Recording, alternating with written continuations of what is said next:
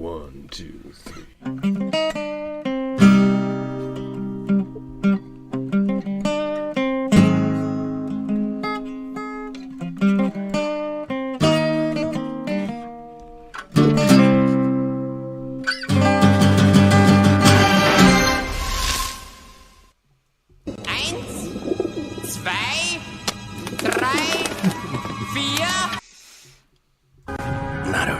Auspicious beginning.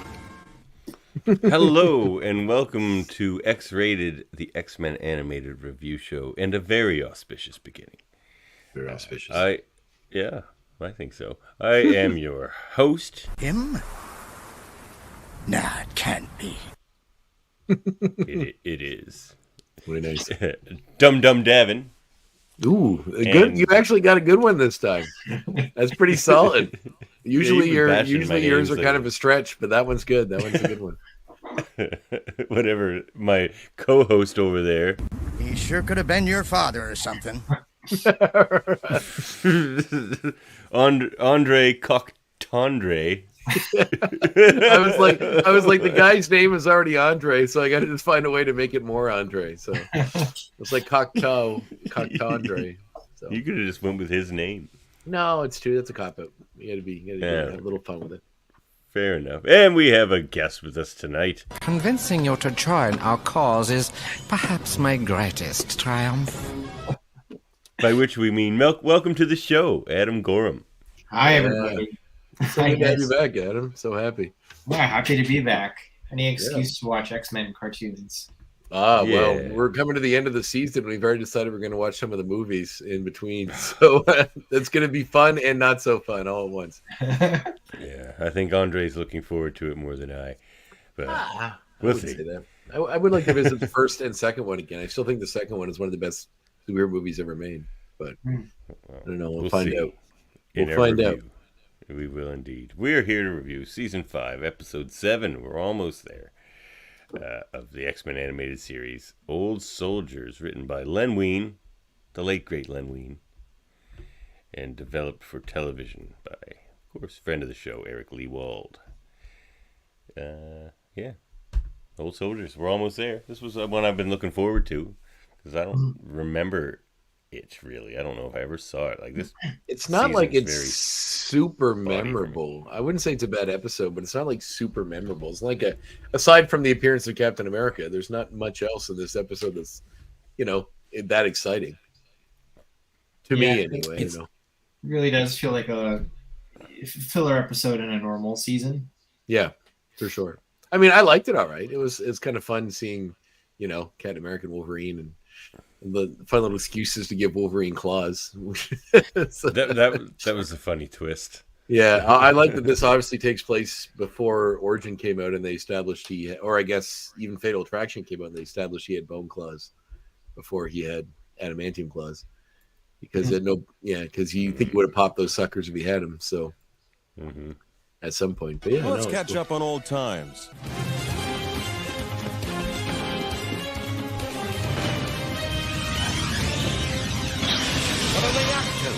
What you think they doing up there? What you think they doing up there? Everybody's favorite segment.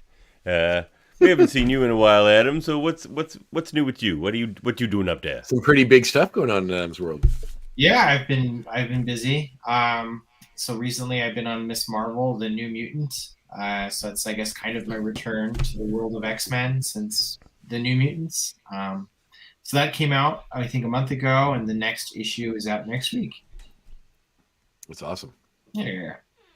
So is there I'm curious as to and you probably can't answer this question, but I'm curious as to was it just that Marvel tried their hand at being like the Inhumans are a new thing, we're going to make that the thing, and then Ms. Marvel kind of became an Inhuman, and then they're like, well, this isn't really taking off the way we wanted to, so let's just fold her into the X universe? I really do think that it was, trying to bring the character closer to what's on the show currently.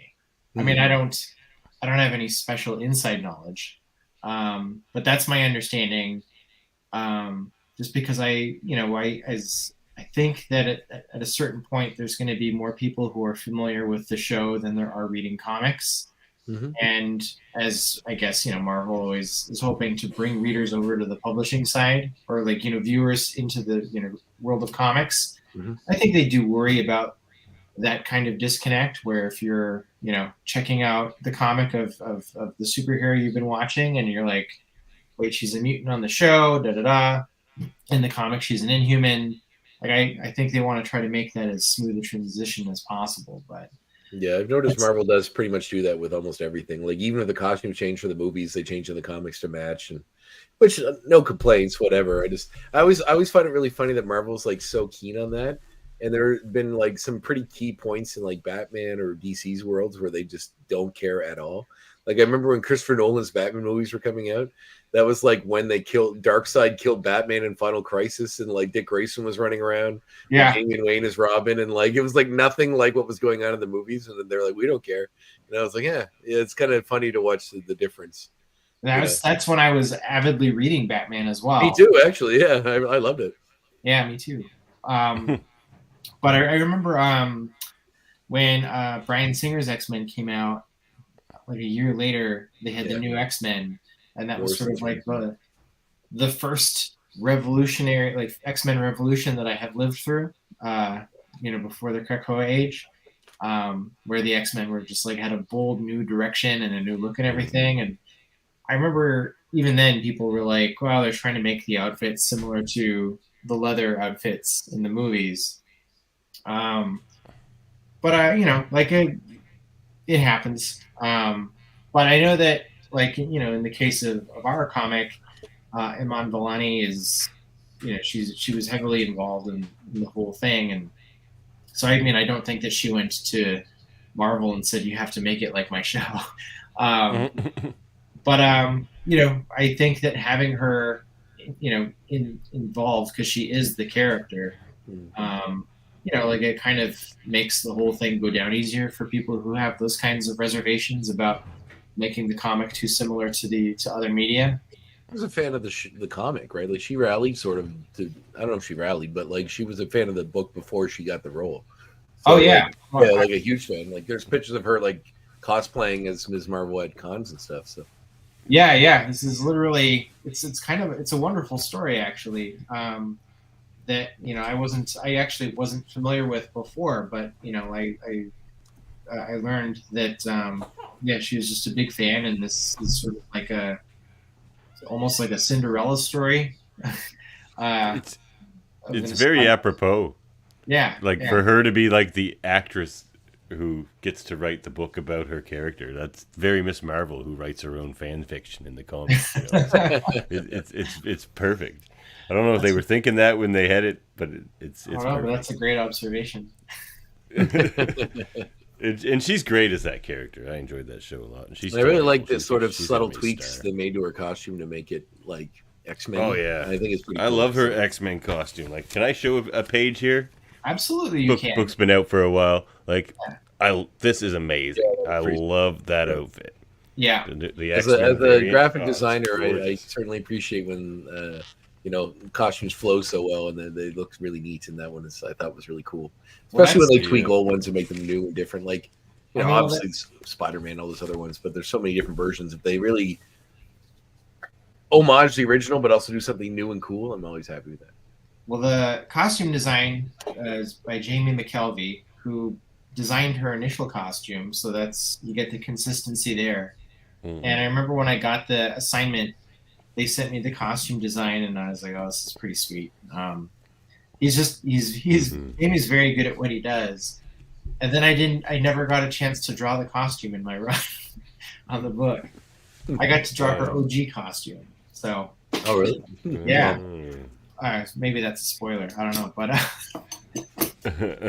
we won't draw attention to it. All right, cool. That's for sure. I appreciate it. We would want your corporate overlords to come down and bring the hammer of God down upon you.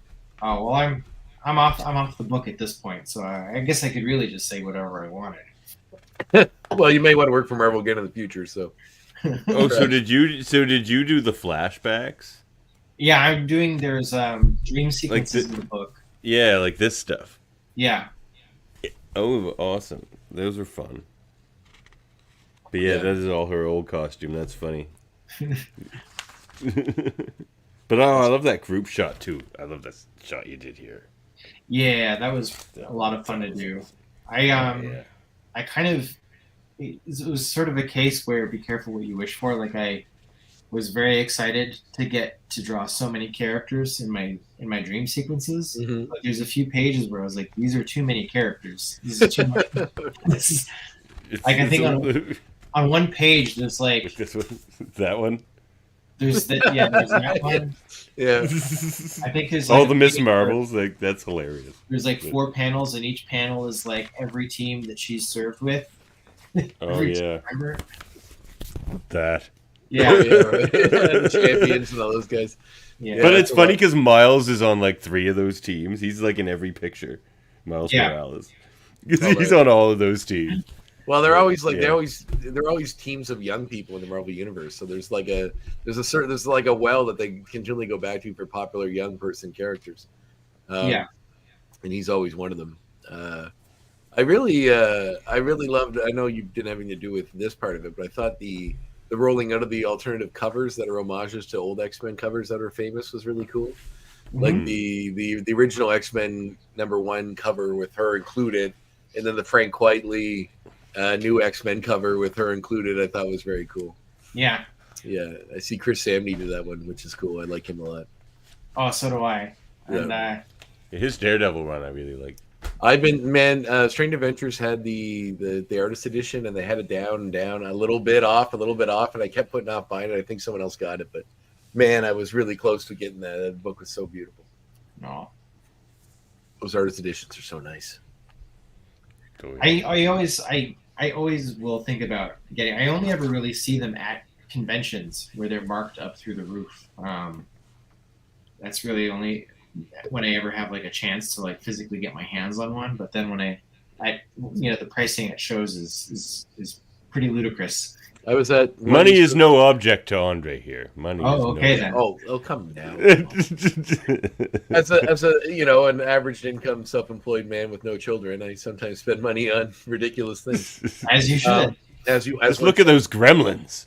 Yeah, they're pretty good. We're expensive. One of my most prized possessions that actually is worth something now is this thing, which is the Infinity Gauntlet. The statue one that sits on the base. It was like a numbered one from. There's one point where I used to work at a comic shop, and I got everything for cost. So that just made everything. That's why I got all these. It wasn't because I was, just throwing stupid money away. But I would basically do their comic work, get paid for it, then use that money to buy things for cost that I wanted, like Gremlins and this light. This thing lights up. It sits on a base. I think I can show it if I do this. It sits on a base that lights up. Let me see if I can do that now. Clean your desk up, for God's sake. My desk is very clean. I was just trying to get some food in because I'm very hungry. I mean, it's tidier than mine. Yeah, mine too. We're not going to show those. I'm kind of a neat freak. So, oh shit, no. Oh my God, what a disaster! I know. Come on, André. But there was one year at the East Coast Comic Expo where there's a comic store in Sackville, New Brunswick, that went out of business. They were just selling their stuff. So they had a bunch of those books for like $50 each. And I was like, doing good at the con. I just kept buying more of them. And so I'm like, I'm never going to get a chance to buy these for this price, including one which was like the Sal Buscema Silver Surfer one that I didn't get because someone got it ahead of me. But then I tracked it down at a different place somewhere else. So Strange does little sales every once in a while where they put them on cheaper. But I have if you're ever down this way, Adam, again, and you're in my neck of the woods, I'll show you. I have a decent collection of them. I've been trying to grab. I have the Watchmen one, which is beautiful. The Gru one, which is gorgeous. The Mike Mignola one. Some of the Andy Kubert Tarzan ones, and some of the Spirit ones. Yeah, I got a decent amount. Some of the John Romita Spider-Man ones are probably my favorite. But the League of Extraordinary Gentlemen one, I really, really enjoy. So there's. I don't know. It's just to see where they fix their errors and they put the white out and they do that. Yeah. It's so cool. So cool. So since you're off the book now, anyway, any speculations on if they're gonna match up the powers of her characters on TV and in the comics? I can't say. I didn't read those portions. Okay. So when you're just doing like a portion of the book, do you not get the full script, just the parts that you're? No, I get the full script, and I do my best to read all of it. But and in some cases that I have to, but for the most part, the stuff that sticks is the stuff that concerns me. But I usually, when the book comes out, I'll read the whole thing. But not always immediately. I have it's actually kind of difficult for me to look at my own work once it's published. Oh, really? You're one of those? Yeah, I am one of those. Yeah, I'm like that too. So yeah, so I will get curious about how like things get printed, because I know how it looked like when I drew it and when I scanned it. And I like, as you probably know, like whenever you scan your work and you see it up close, like magnified 25-50%, or it's horrifying seeing all the little. That's why I've become such a proponent of the digital, like doing stuff on the iPad, because you can just get in there right away and look at it. Like it's so much more convenient. And then believe me, I understand where traditionalists come from. Power to you. Yeah. But for a guy with limited time, it's just so much faster. Yeah. No, I hear you. It's so much faster. Yeah. Been having fun working with that. You're the one I credit for that, because watching you work at the East Coast Comic Expo, I was like, man, I got to get one of those. They're so good. I'm glad I could help. Oh, dude. Help do Apple's work, I guess. Yeah, that's right. That's right. Steve, the ghost of Steve Jobs owes you some money. Previously on X-Men. You know, I think our young lady has always been ready for all the adventures to have in this world. Yeah, but is the world ready for her? The scene of her running through the woods is so ridiculous. It's just so ridiculous. Oh, all right. Old soldiers. Old soldiers. So this is yet another one of those episodes that I often tongue-in-cheekily say that I could probably describe in like 3 sentences if it wasn't for the sake of plugging into some of the details of this episode. But we do see a group of gentlemen who are at a gravesite in France. You're paying respects to some of their fallen soldiers, their comrades from the big one, as they refer to World War II. They see a man looking over a gravestone and approach him thinking he's an old comrade of theirs, and then realize that he couldn't be him because he's obviously far too young. They said he looks like someone that they fought with in World War II, the big one. Look at this angle. This is some hard Japanese style angles in this new animation. Which is like I said, it's not as bad as I thought it was going to be so far with the studio. It's not great, but it's not so like different. Utter dog shit. No, it's just like when you have like, I'm trying to find an allegory that's like a proper one, like really good hot dogs, and then like the 99-cent hot dogs. Like it's like they're still hot dogs. You still enjoy them, I guess, but it's like slightly better. Not slightly.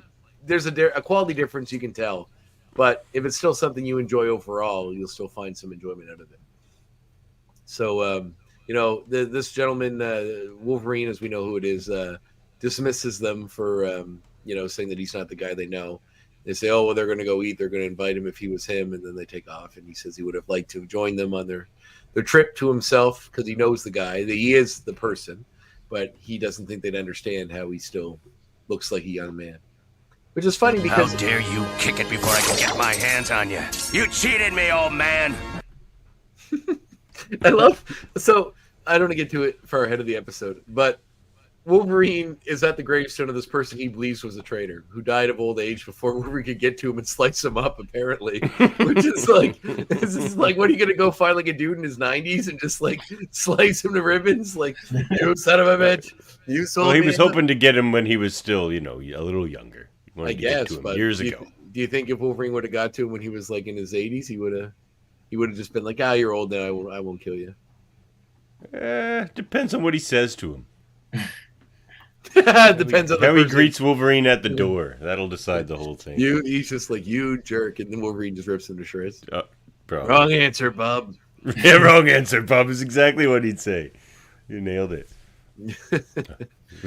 So then we get a flashback leading us into how we got to this point, which is during the German occupation of France during World War II. We saw Wolverine in black garb, and this, of course, before he got his Weapon X gave him his claws. So this part made me laugh though. I was working for the intelligence boys at OSS back then, doing whatever kind of black bag work needed doing.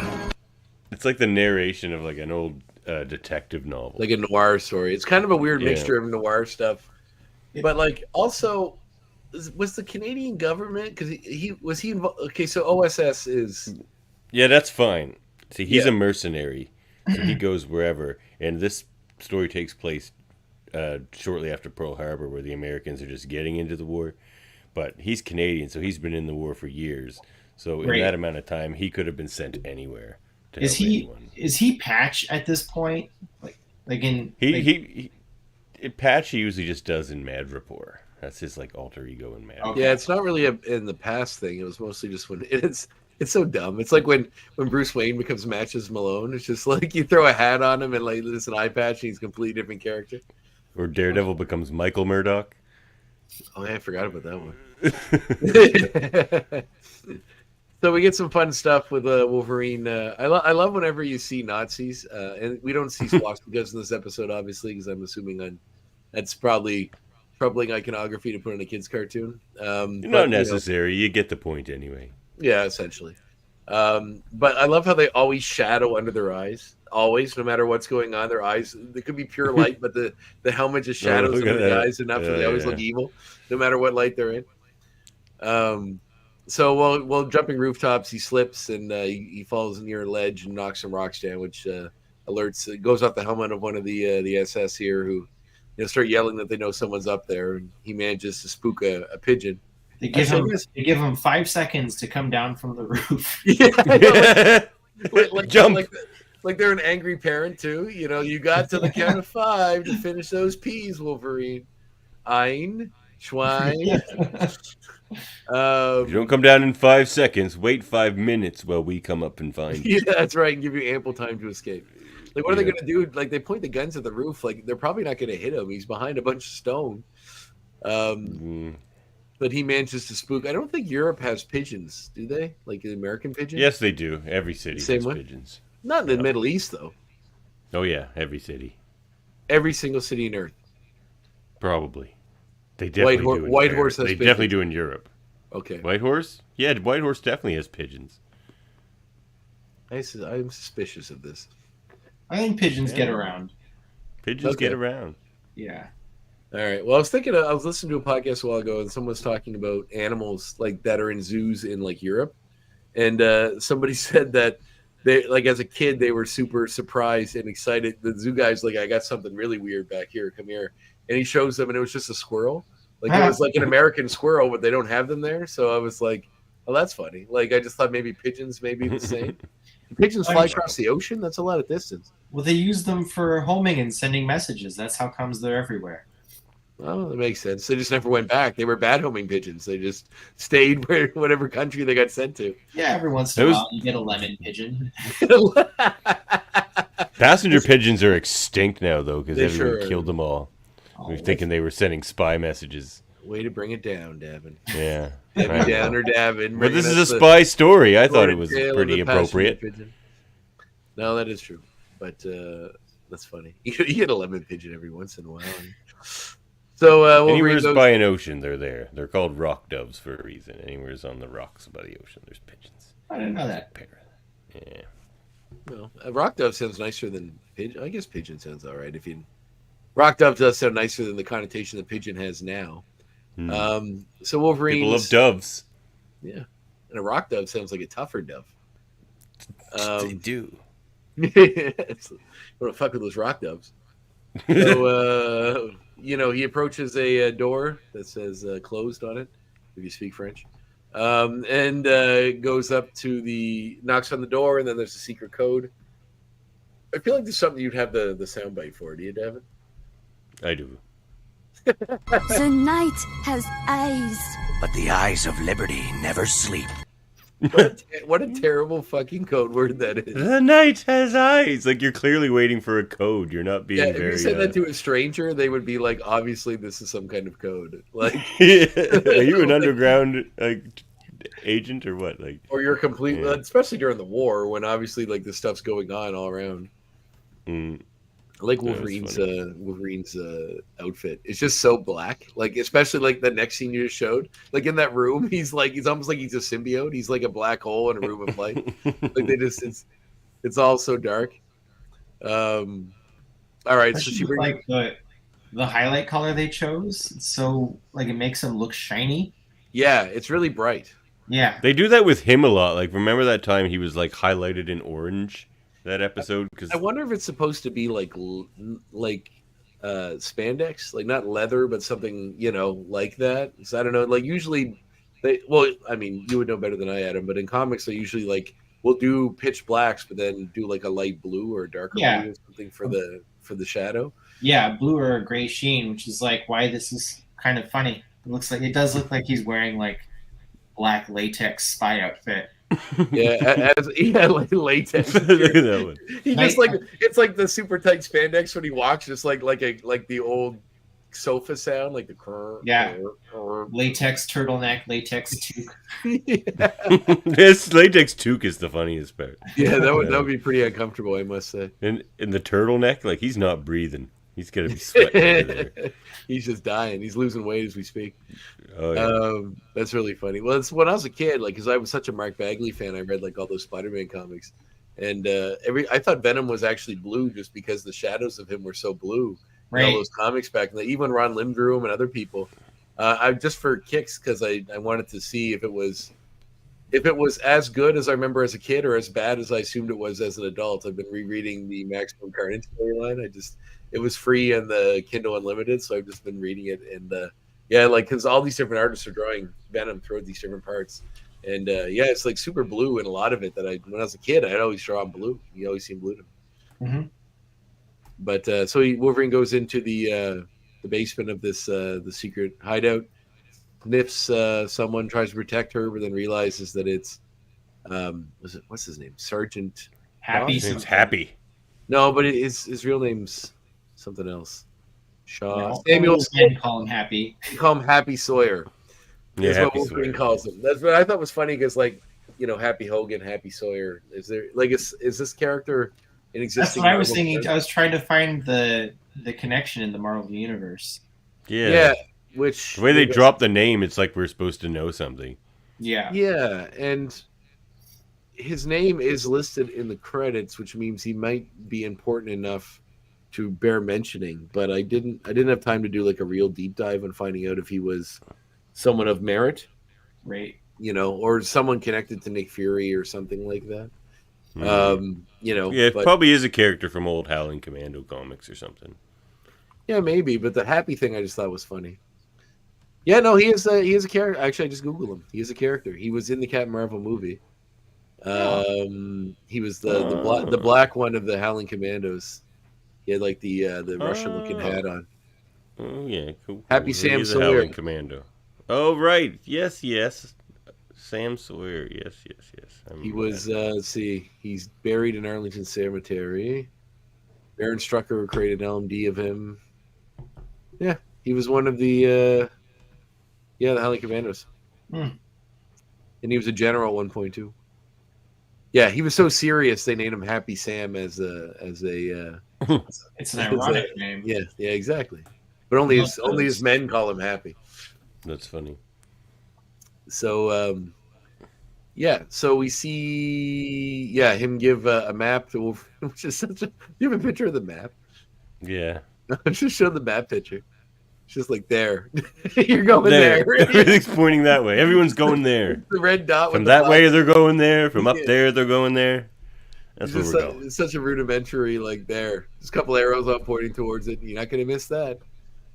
So get to the place that's big and red. You'll know it when you see it. So Wolverine's mission, as indicated by Happy Sam Sawyer here, is to go rescue André Descote. Cocteau. Or sorry, I got it wrong. Cocteau. Who is the? I was thinking of this guy you'll like.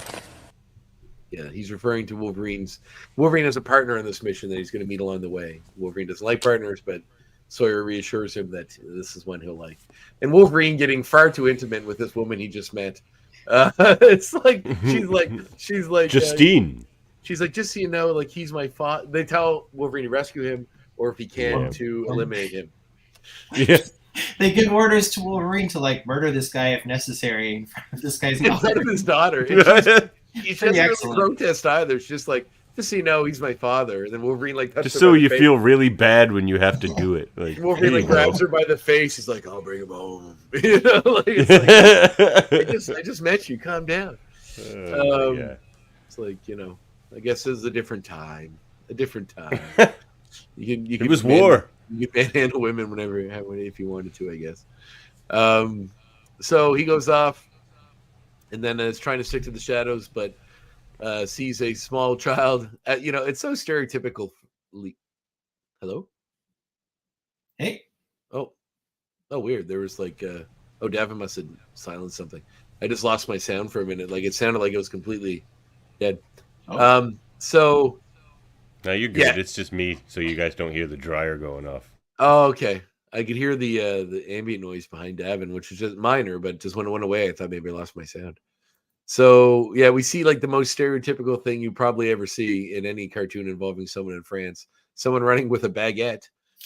This is taking place in Paris. You know what this kid needs? A baguette. He can't have any other kind of food. All they eat in Paris is bread. That's it. So this young war orphan, I assume, is running with his baguette that he got from somewhere. He trips over a garbage can, alerting the Nazis. Who? Oh, I forgot this clip. Bonne chance, mon ami. Please be careful. Petite. Careful's my middle name. He doesn't quite do the petite thing as well as Gambit, I gotta say. Yeah, which is a funny little nod because, like, obviously he doesn't have the Gambit reference yet because they haven't met at this point. Gambit's not even born yet at this point. So, you know, just really funny. So, you know, these soldiers apparently are going to shoot this child for being out after curfew, it looks like, with his bread because he's hungry. So Wolverine interferes and, you know, gets involved with fighting off the SS characters here, but quickly becomes overwhelmed by their backup, but is then saved by a hurling shield that stops bullets from riddling Wolverine and takes out a bunch of Nazis. And then we see, of course, Captain America with a suspiciously orange belt. Did you notice this in his design? His belt is like bright orange. It looks very off in his design. I'm assuming I didn't notice that. I'm assuming it's like a Batman utility belt. Yeah, kind of. Yeah. I assume it was supposed to be brown. It's just a miscoloring from it's like Halloween Captain America. Yeah, he always had like a brown leather belt, I think. Yeah, it usually had like a silver buckle, didn't it? I guess it depends on who's drawing it. Yeah, it was like an oddly like very regular belt for an otherwise pretty fabulous costume. And like, why like that costume is skin tight? Why would a belt be required? It's like there's no pouches on it. It's not like he's using it for storage. It would make sense if he had pouches on it, because then he could put like, you know, ammo or whatever he's got to travel with, food, all that sort of stuff. This is back when Captain America shot people. That's right. Which is why it's perfect that they got friend of the show Lawrence Bane to voice him, because he's like an edgier Captain America. This Captain America, this is back kind of. I mean, he's in the dirt of war. Bane's voice was pretty great on this, I must say. He does sound good as Captain America. Friend of the show. He is a friend of the show. By the way, if you're Logan, I'm your backup. I'm Captain America. And I think it's pretty progressive of you know, them to cast an indigenous actor to play indigenous Canadian actor to play Captain America. I guess they're just like, hey, whoever we can get, you know, whoever's free. But he had a great voice. He sounded perfect. I liked it. What about that guy who does Cable? Get him in. Yeah, get him in here. Wild Man of Borneo. The Wild Man of Borneo. Which I have some insight on that to talk to you about later. That comes up a lot because when Cable appeared in, you know, somebody asked him who he is, and he said he's the Wild Man of Borneo. Just like as an aside, and we always kind of wondered where that came from. We even asked. Well, we asked Eric Lewald about it. Eric Lewald, who said he just got it from somewhere. But he said that's what like people said back when he was a kid. It's like, and I think I know where it's from. Which I discovered when we get to my recommendations later. So then we catch Wolverine and Captain America looking at the cliff or the castle they need to break into, which is at the top of this giant cliff. Castle on a cliff. Very intimidating. Yes. Wolverine goes into his sack and pulls out these handy dandy claws, which look very, very similar to the ones He just happens to get by fate later from the Weapon X program. You know, they make a real meal out of showing him holding these, like, oh, I like these. I can get used to these. And they like zoom in on him, hold them over his face. And so, they not a functioning climbing tool, though, I gotta say. Like, there's a reason you use a single point to, like, dig into a rock. Those three would just knock out pieces. And like, you certainly wouldn't use ones that long. You know what I mean? Like, you would, they wouldn't need to go, like, they were so long that you would never dig them into the rock that far. Like, the ones that look like claws, I get that are short, you know, that dig in a little bit but don't, like, break the rock away. But these ones... Captain America might be strong enough to climb a mountain with those things, but I don't know about Wolverine. No. This is before he has the 300-pound skeleton, so... Yeah. So they come across... it's also funny, in like, you'd think if you're trying to break into a castle, you don't just walk up to the front door. But they do, and of course there are sentries there. With alligators in it. So, and I also love in this conceit in cartoons whenever like there's a bunch of people shooting guns or coming to attack you, and someone like knocks a tree branch on them, it just knocks them all out immediately. Like they're shooting guns at Captain America, who's deflecting with the shield, and Wolverine uses the claws to break a tree branch, which falls on them and knocks them all out like right away. You think if it did that much concussive force to put them down, it would either kill them or severely injure them. This brought up I brought this up in a conversation yesterday, actually, because there's something about trees falling on people. Oh yeah, I remember what it was now. Branches aren't that heavy, like unless it's and neither like are trees because the canopy hits the ground first. Yeah, and but so it's not a good knock. It'd have to be like a redwood branch, like that's a tree itself, a full tree to fall on you that maybe would really hurt you. And limbed. And like completely limbed, no foliage. Like maybe if a truck, maybe like in what's that movie, Final Destination 2, when there's like a truck of like, telephone pole logs that just all roll off and just like totally. Oh yeah, I don't drive behind those. Yeah, that movie ruined that movie ruined traveling behind log trucks for everyone forever. It was so fun before that. It was great before. Yeah, when death was killing you with things falling in your mouth when you're at the dentist and all the other things that it was killing people with. Yeah. Look, that was before highways were like twinned and stuff. You just expected to die on the highways back in those days. You took your life in your own hands. You did. It's funny because near, I grew up in Antigonish, and the trip from Truro to Antigonish, there's parts of the highway that went through a valley that was not twinned. And for years, they've been trying to get, like, people were mounting protests and petitions to get the government to twin it. They finally did. But that stretch of road always terrified me whenever I went home, especially when I was coming back in the dark, because there are tight turns that go around corners like this that if one guy drifted over the line when he made the turn, you're screwed. Like a significant amount of people have died there over the years, but I guess enough that the government finally decided to do it. But so anyway, they break in, they come across the doctor who doesn't want to go with them. He says they need to leave him there, but Wolverine does essentially, I'm guessing, a Vulcan nerve pinch. I don't know what he does here, but he just touches the guy's arm and he does judo chop. A move he learned. I'm assuming that it was like he's referencing to his time in Japan, but yeah, because he's like, it's something I learned a while ago. I thought he was in Japan after this. I thought so too, but that's the only thing that I could think of. Well, he goes back to Japan, I think, more than once. But not in this series, but no, not in the ones. Well, they did do the flashbacks with Lady Deathstrike and that stuff. Then we got the one when he actually goes to Japan and fights Silver Samurai. But so he does something to incapacitate the doctor. It's enough to knock him out, but he can also still walk. So I don't know what this is, but it's some kind of hypnotism, maybe. I'm not sure.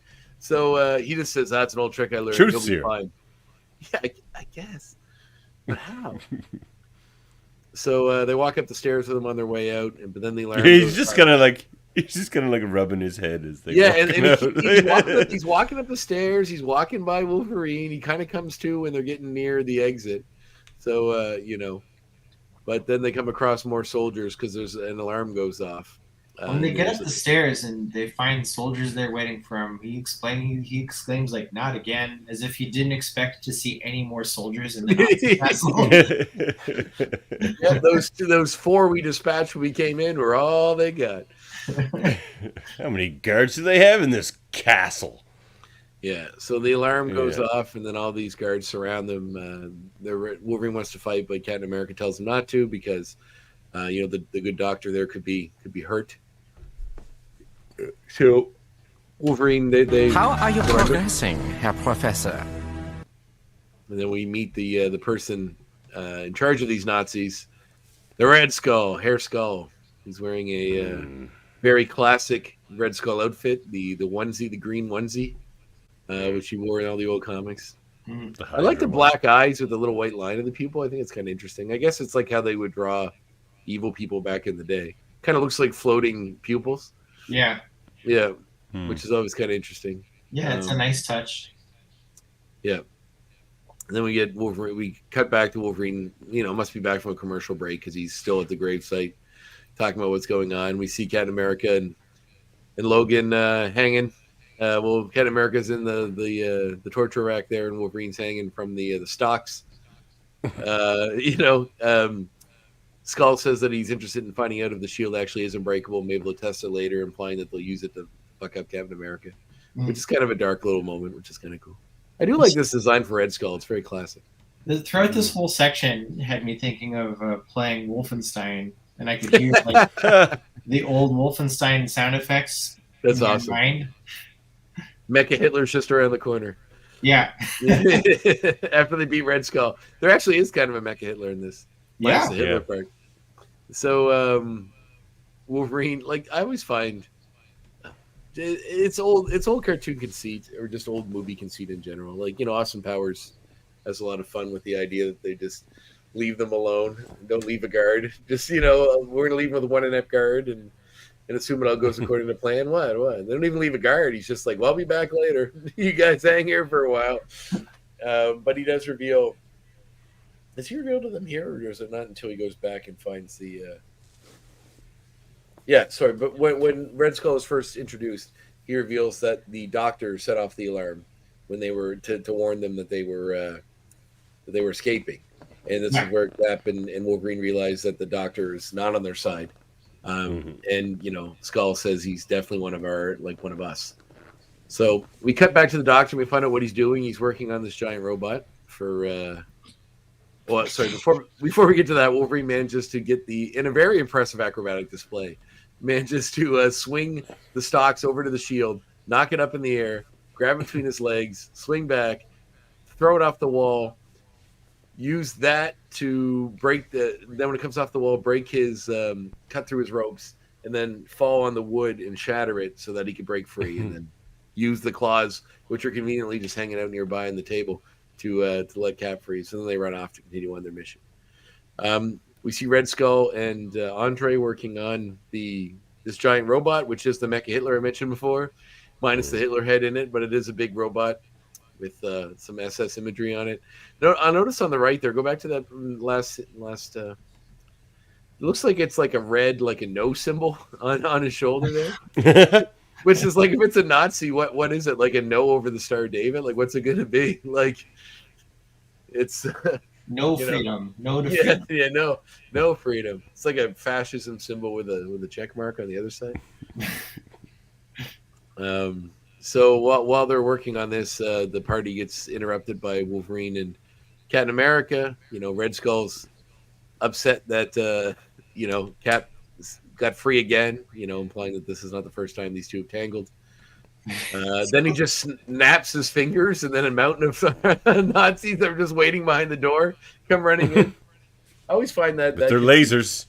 I always find that conceit really funny. It's like the bad guy just goes like, and then like 1,000 guys all come running out of nowhere, like they're all just waiting by the door. Like one guy's ears to the door. He's like, "Is that snap? Did he snap? Is it go time?" That's our cue. I think he clicked his tongue. Wait, no, it's a snap. Let's go. They all go running out. So there's a giant fight here between I'm getting like 100 guards that all look exactly the same. Do you ever notice that about all the guards? Yeah, exactly the same. Nobody has facial hair. Nobody has any scars. Nobody is thinner or fatter than anyone else. They are all exactly proportioned. This is the Ubermensch. This is the dream, the Nazi dream of perfect genetics, I must say. Oh, that's Captain America. Yeah, well, he does fit that model very well as well. So, and I always love so Cap just like whenever there's these scenes where there's like 100 guys all shooting at them, one guy just jumps into like a pile of 5 of them and knocks them all down. But then like Wolverine jumps in and just like with claws out, nobody bleeds or nobody gets cut. He just jumps in, claws out, and just scatters them all in a great little fight sequence. But the two of them managed to fend off what essentially is 100 guards, just with shields and claws and various fighting techniques. Guile. Good old American exceptional. Jean-Claude Van Damme style guile. That's right. Oh yes, that's a you want to reference Street Fighter. So the Red Skull, demands that André start. He gets in a one-on-one fight with Captain America, which he loses very easily. The bigger they come, making him seem like not a threat at all. Like there's at no point in this fight where you're like Red Skull could ever beat Captain America in a one-on-one fight. Which I guess they're trying to make him. Not many times in the comics you think that either, though. I don't know. I felt like in the movie he's strong. In the movie, he seemed like a formidable opponent when Hugo Weaving played him anyway. When the guy from Walking Dead played him in Infinity War, he just hovered and floated around. So I don't know. But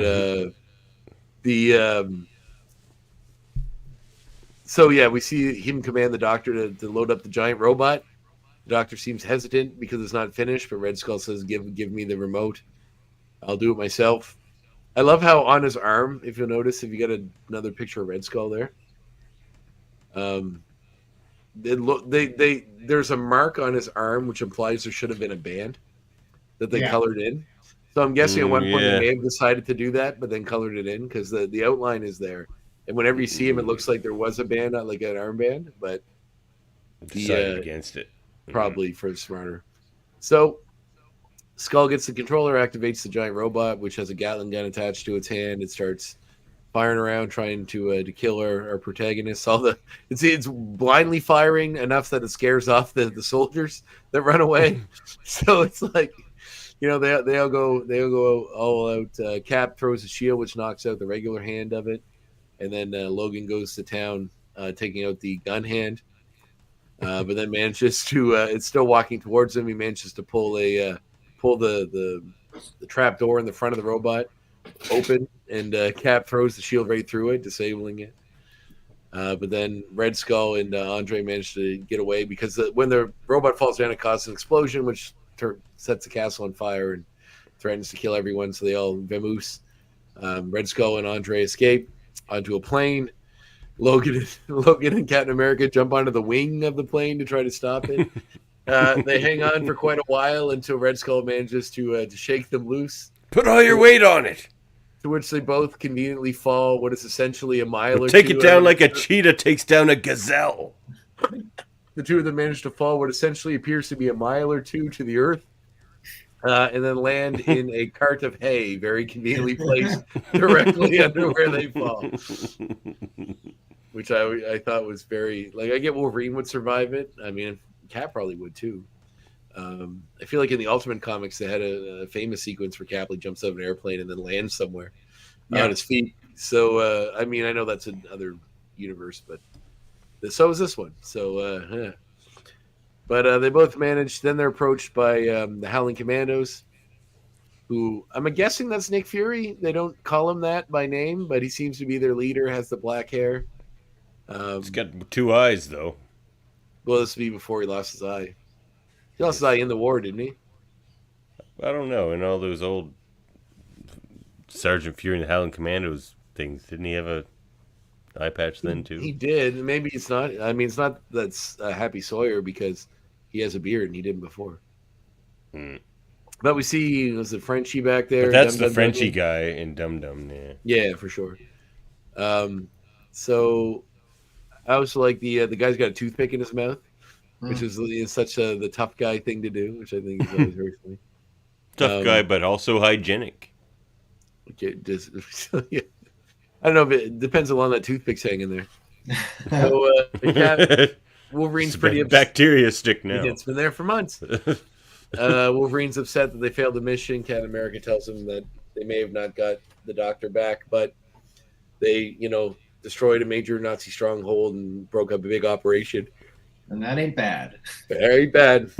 So we cut back to Logan, who's upset they never got a chance to fuck up the doctor. On his revenge missions, he hunted him down, but he never tracked him down, and then he's interrupted by the doctor's daughter, Justine, sorry. Justine Cocteau. Who tells him the truth. Who doesn't seem to have aged all that much, considering this is 50 years ago. Yeah, she's looking pretty good. Yeah, considering let's say she was 20 then, she'd be in her 70s now. And, still looking pretty good. I'm going to say 20 because it makes Logan's actions a little more problematic if it's any younger than that. The funniest part about that to me, though, is just like, he's like, you guys would never understand that I'm this young still, and he could go hang out with his buddies. But she just walks up to him and she's just like, oh, time's treated you well. No big deal at all. Like, they just move on and start talking. So, like, maybe he could have went and had beers with his fellas. Or maybe, it doesn't make a lot of sense unless these two had a relationship after that in which he told her stuff about himself. But that's all. Can't think of the word right now. Conjecture. So, anyway, she tells him that he never knew the real truth, which was that her father the whole time was a double agent, which is why he was, hesitant to give Red Skull the controls, and that he was secretly sabotaging all of the Nazis' big plans. He stopped them from getting certain bombers up and running. He stopped them from getting their nuclear program under wraps. Essentially, André Cocteau is the biggest hero of the ever. Like, he stopped the Nazis from making nukes. Like, that's it. That's like the biggest hero in the history of the universe. Like, he should be. The fact that Wolverine, after his death, you think they would have let that out, or you think it would have let it out after the war was over, but apparently didn't make it in the history book.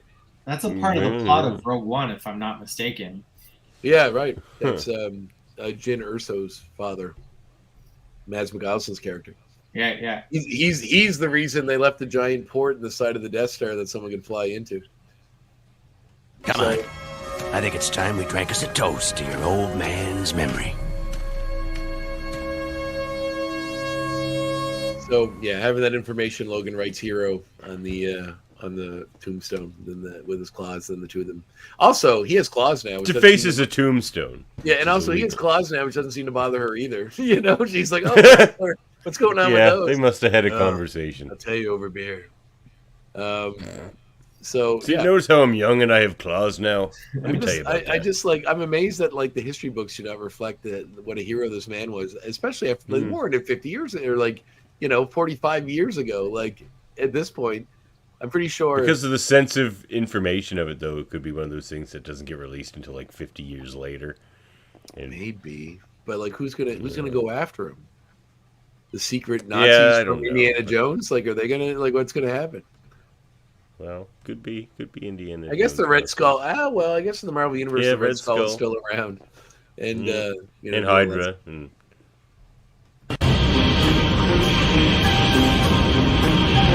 Each of us will have to look into his own heart and decide. Let's decide, fellas. This movie, this episode wasn't nearly as bad as I was expecting. It was it does feel like a filler episode, but as far as filler episodes go, it's not bad. Mm-hmm. Yeah, I remember watching this when I was a kid. Just kind of being surprised that X-Men was still on at that point, and it was the first time I had seen it in a while. The animation didn't quite look the same. I couldn't quite put my finger on it. It moved differently, but it was also just kind of a blast to see at the time a story that was, just a little vignette about Wolverine and Captain America, and that was all brand new to me at the time. But rewatching this, it's still just a good bit of pulp. It reminds me of a lot of other things. Like I said, Wolfenstein, Indiana Jones, basically anything where there was Nazis in a European castle. I like to think that, at the end of this, it seems that André Cocteau's double agent status was mostly secret. So somewhere Red Skull is still thinking that Andre Cocteau was like a pretty solid dude. It breaks his heart. He finds out. Yeah, he's got. You just see him go to like his shelf where there's a picture of them like laughing together, and he's just like, "Andre, say it ain't so."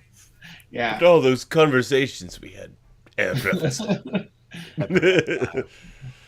mean, like it was a fun time.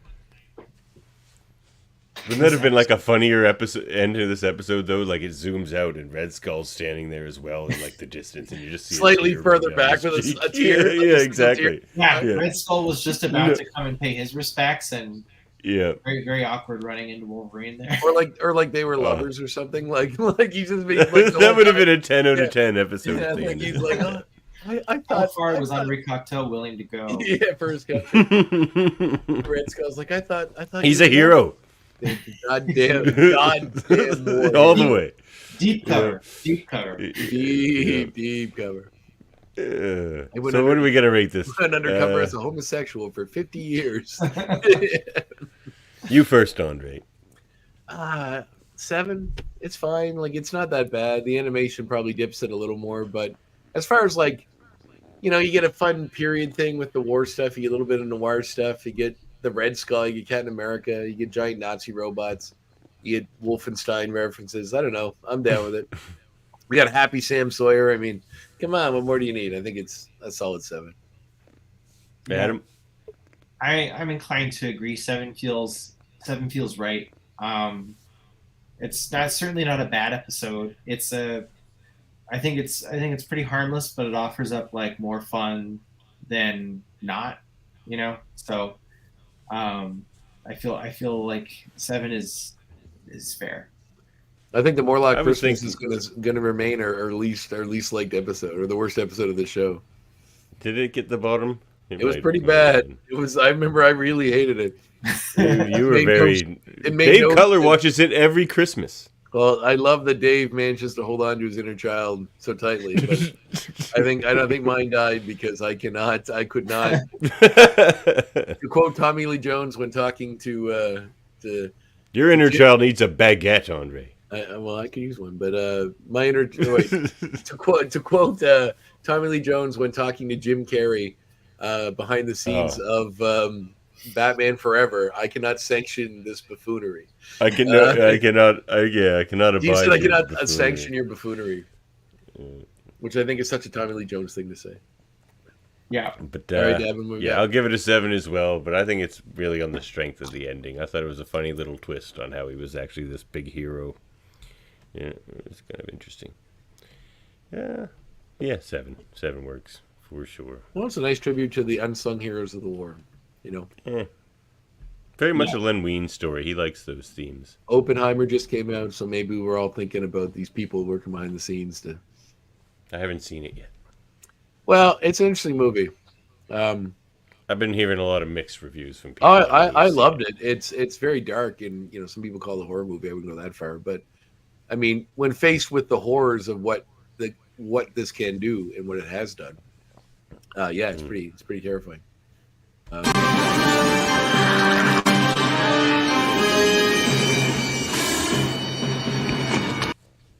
Time for some uncanny X points. I'll go first. Well, my first X point is these kinds of war stories with like a hint of romance to them. Especially, I mean, these World War II ones. The romance of this one is so, it's so like a nothing burger. Like there's nothing, like there's this one moment where Wolverine touch their face, and that's the extent of it. But they always take place in France. Oh, of course. Or even almost more specifically Paris, but sometimes in a smaller town in France. But these types of stories, like Voyager did one, Star Trek Voyager, like these types of World War II stories with a little bit of romance, love to creep up into other shows, and they're always in France. That is true. It is true. And they always have a baguette. The Voyager episode had a baguette as well. It can't be helped. Love and bread. It's right. Love and bread. And Just wine, sticks out of the back of your basket. Yeah, there's always a basket with a bottle of wine and a baguette in it. Usually on a bicycle. Yeah, that's how it was in Voyager. Neelix was riding the bicycle. Of course he was. Who else would be? To you. Me? So this stuck in my craw this morning when I watched it. So I watched it when I was doing cardio in the basement, and I was listening to it. And when Red Skull says, when the robot gets activated, Red Skull says, "The sleeper has awakened," which is a direct reference. And I couldn't think of where I know that from until it came to me later on in the day, that's the same line that Kyle MacLachlan's character says in the movie Dune. Yes. Yeah. The David Lynch Dune movie. Yes. Father, the sleeper has awakened. Well, that's what I'm a big Dune head, and that's what I thought of when I heard it. Oh, really? You're like, so you have a lot of reference for the original too? The novels, the first 6 novels. Oh, okay. The Lynch not movie the Patrick Stewart version. I cannot remember. I watched the Lynch movie when I was like a boy. I can't remember all of it. I haven't seen it. You must be happy with the Denis Villeneuve one. Oh yeah, it's fine.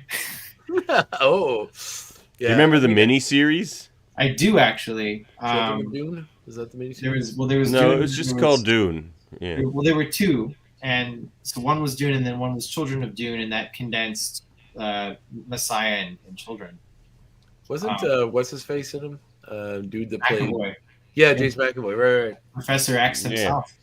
That was my first exposure another nod to Dune. to Professor X's being in Dune properties. Funny. All right. Well, Adam, you have any X points for us? I might have already said them in the regular commentary. I think. Fair yeah, enough. I just we do that all the time. Yeah, I watching this, I was just sort of struck by, again, like Wolfenstein. Having seen Dial of Destiny recently, that came to mind as well. You know what it made me think of? You ever seen the Michael Mann movie The Keep? It's like his first movie. I haven't seen it. I'm aware of it though. Yeah, it's very similar. It's like an ancient being that was like a Jewish village that was being kept in this Nazi keep, and they think that the Nazis are, like, they don't realize that it's actually a prison trying to keep this thing condensed within it. Yeah. Michael Mann's disowned it. Like, he doesn't like the movie, but I think it's got its merits. It's definitely worth seeing if you like Michael Mann movies. It's not the kind of story you think of from Michael Mann. Not at all.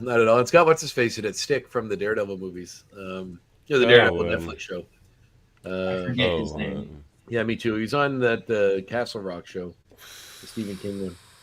I'll think of his name. Yeah, it'll come to me later too. But Stick will do. Yeah, Stick will do. Good ad. Glenn something, isn't it? Yeah. Glenn's his last. Scott Glenn. Glenn. We got there. Yeah, we did. Yeah, he's good. What did I see him in recently? It was quite good. Oh, he's in that movie Greenland that I surprisingly liked. Oh yeah, really? Yeah, that movie was surprisingly good. With Morena Baccarin and. I love how you saved Gerald Butler. Like, he's like the third mention. And Gerard Butler. Scott Glenn and then like Monica Baccarin in before you mentioned Gerald Butler as the star of the movie. Morena Baccarin always gets top billing from me. Amazing and everything. Because of Firefly or Deadpool? Firefly. Or Gotham, I guess. The one thing I did catch everything. She's good in everything. The one thing I did catch was that Cocteau's gravestone looks different at the end of the episode than it did in the first. Oh, yeah? When it began, it was just like a solid block of rock, but at the end, it had like a brass plate. And like a super disturbing face. Remember, there's like at the top of it, there's like a weird statue face that's like looking down. Well, I think that was like them panning, if I'm not mistaken. But the episode opens with like a weird face. I think it's on a different gravestone. Oh, I thought it was on his. And then they pan, and it's and then there's also like no evidence of the vandalism Wolverine did at the beginning of the episode. Right. So what I have to assume happened is that he vandalized it out of anger, and then once she told him the truth, he had to somehow correct his vandalism and make it into hero. Yeah, that's what I was thinking. Like he's tattooing over it. And also like the part, if he didn't or he did, I always find it funny when someone vandalizes something and it's obvious, like if you were naturally designed something, you wouldn't design it to leave a giant space. Like his name's here, his birthday's here, his death day's here. If you looked at that before he vandalized it and put hero on it, it would have just been like a 10-inch space of nothing. between all those words. It was just very, very oddly spaced. It's like someday somebody's going to deface this grave. Someday we might need to add more information. Yeah, maybe if he was secretly a war hero, we could put that here. Yeah. This collaborator could definitely turn out to be a hero. That's right. All right. Well, my next one it's what I was thinking when I saw those giant Nazi robots is like a Sentinels. It's like they almost stopped like an earlier version of the Sentinels from going into existence, and they would have been Nazi Sentinels. Oh, that's interesting. So yeah, that was what I got. Well, and not to get ahead of ourselves for the X-Men movies, but isn't like Days of the Future Past isn't like pure genetics kind of Bolivar Trask's gimmick? Isn't that part of why he doesn't like mutants and he made the Sentinels? Bolivar Trask is sort of indifferent to mutants. He's just a scientist who builds killer robots. But there's something to do with genetics that he's obsessed with because he's played by, Peter Dinklage. So, in the movies. I don't know. I didn't pay much attention to those. You're making me watch those again for this show. I'm not making you. We don't have to. We'll talk about it. No, we're doing it. The ex-goon Ryan wants to see it. Everyone's stoked about it. It was just a suggestion. I feel like you and I could have a lot of fun just shitting on some of those other ones for sure. And it'd be fun to watch Deadpool again. I don't know. It's been a while. Oh, is Deadpool into that too? I would assume so. We got to watch the New Mutants, and we actually. Oh yeah. Actually, no. We should do them in order of when they came out, and we should start with that made-for-TV Generation X movie with Matt Frewer in it. Oh, let's definitely start with that. 100%. It's going to be terrible. I can't wait to watch. Yes, I love Matt Frewer. Well, and that Gen X show is notoriously bad, from what I understand. Mm-hmm. Yeah. Oh, I can't wait. It was supposed to be a pilot for a show that just never ever had a chance of being made. They were trying to capitalize on the popularity of Jubilee from this series. But it was all we had at that time. That's true. It is. So my turn? Yeah, yep. So we're on the fifth X point? Because Adam's counts. Yeah, sixth. Okay. Adam had 2. So Captain America says, this is a quote directly from the line, which I forgot to mention earlier that I thought was funny and I made a note of. When they're walking around before they get to the castle, Captain America says, "I like your style," to Wolverine. And Wolverine says, "Wish I could say the same. Where'd you get that Star-Spangled Monkey suit? Fatigues would be a lot less obvious." And Captain America says, "But I'm more than a soldier, Logan. The costume makes you a living symbol of everything we're fighting for. The symbol of pride and of hope." And then Wolverine says, "You wouldn't catch me in something like that. It's got to itch." Which is funny because that's exactly what he wears now. Like, like in the past, he's like, "I'm never wearing that spandex bullcrap," and then, which is already what he was kind of wearing in his suit there, his stealth suit. But it's like in the movies, what would you prefer, yellow spandex? Yeah, which he gets now in Deadpool 3, according to the images we're seeing. But yeah, I just find it funny that he's like, "I'd never wear a stupid superhero costume like that," and that's all he wears now. Thanks, Cap. All right. Thanks, Cap. Yeah. All right, back to you, Adam, if you got any more for us. If not, don't worry about it. Oh, no, I think I'm good. Okay. Well, here's the next one I've got. Because remember when we had the Lee Walls on, they said one thing they weren't allowed to do was use bullets. That's why everyone always has lasers. Yeah. This is the closest to things looking like bullets. Like they have a Gatling gun. I mean, they do have sort of that like laser beam streak behind them, but you can sort of tell that it's bullets because they're clinking off Cap's shield and stuff. So somehow they got away with it for this episode. Yeah, they wink at a few things. Like there's a scene in the hallway or the steps where they cut away just after what looks like Wolverine had like stabbed somebody with claws up against a wall. And so it was clear that, like, while Cap is knocking people out with his shield, Wolverine just murdered somebody. But it's a quick enough cut that doesn't draw any attention to it. But that's what Wolverine does. So I liked that they were able to suggest it without making it too dark. Maybe enough eyes were off this series by this point. They were just like, "Yeah, let's just go for it."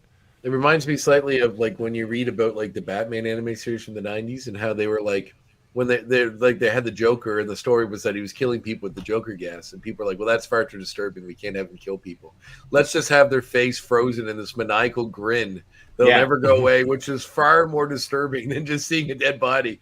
Like when they're just laughing with the eyes and there's tears coming down the eyes and they just can't stop laughing and they got this like monstrous grin. Like, that's way scarier to me than just a dead body. It's like, all right, we're okay. Fuck you guys. We're gonna make this way more. We're definitely gonna fuck up some kids now. All right, back to you, André. Okay, Wolverine. That's this line Wolverine had. He says, when Wolverine's standing in front of the gravestone, he's talking about Captain America or something. He says, guys like him were worth 1,000 of you, old man. Real red-blooded heroes. How dare you kick him before I get my hands on you? You cheated me, old man. Cheated me of vengeance. Cheated me of justice. It ain't fair. You stole the joy of Paris from me forever. That last line, when he's like, you stole the joy of Paris from me forever. I'll never enjoy Paris. I'll never enjoy baguette. You've ruined it, old man. Oh, Wine and cheese tastes like soot to me now because of you, Maybe cocktoe. that's why he's so happy at the end, because his joy of Paris is back. He's like, oh, yeah. there needs to be another 5 minutes on this episode where Wolverine does find his joy of Paris back. It's like an eat, pray, love thing where he's just like drinking wine and eating bread. He's all happy. Yeah, a little epilogue. Oh, it would have been the perfect cut. Like, you get the shot of Wolverine smiling and eating cheese Cutting and the bread stuff, with and his then claws. And then you cut to the tear from Red Skull at the grave. Perfect. He's got like a beret contrast. on, and like Wolverine's wearing a beret and like the white and black striped shirt where he's eating bread and cheese and just like hanging out with Justine. All right. Well, do I got any more here? I think so. Well, the only thing is, we didn't actually get confirmation from friend of the show, Lawrence Bain, that he was coming back as Cable. We just assumed so.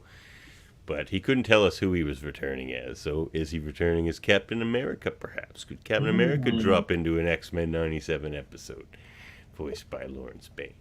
So they could have another flashback episode, too. Like, there's no reason Wolverine couldn't have ran into him again. I have a feeling he's going to end up voicing more than just Cable. We don't have inside info there. But you got it. You feel it in your bones. I do. I think we're going to see Cable and somebody else. I mean, it's not going to be Eric the Red. It's got to be Cap, right? I don't know.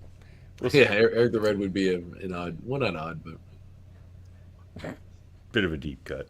Well, a little bit. Yeah. Get anything else, Andre? Yeah, that's 10.